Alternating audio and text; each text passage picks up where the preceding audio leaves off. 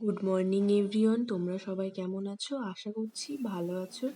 নন্দিতা লাইফস্টাইলে তোমাদের সবাইকে ওয়েলকাম। আর এই সাত সকালে ওই রাতের অন্ধকারে বেরিয়ে পড়েছি নিজের লক্ষ্য পূরণ করতে। তো কোথায় যাচ্ছি কি সবটাই তোমরা ভিডিওতে অবশ্যই জানতে পারবে।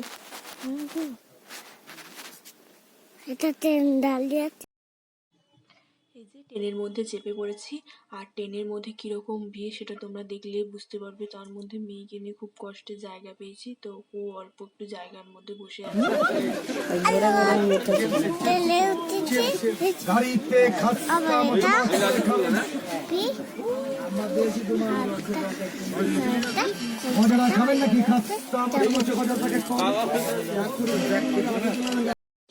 দেখতে পেলে আমি ওর সামনে ক্যামেরাটা ধরতে ও কি সুন্দর তোমাদের সঙ্গে কথা বলছে। হ্যাঁ, তো দেখতে পাচ্ছি ট্রেনের মধ্যে এত ভিড়, তবুও কষ্ট করে বসে আছে। তো কিছু করার নেই, এইভাবেই যেতে হবে। এই যে ট্রেনে বসতে অসুবিধা হচ্ছিল বলে অর্ধেক রাস্তায় ও একটু দাঁড়িয়েছে, আর এই সময়তে দুর্ঘটনাটা ঘটে গেছে।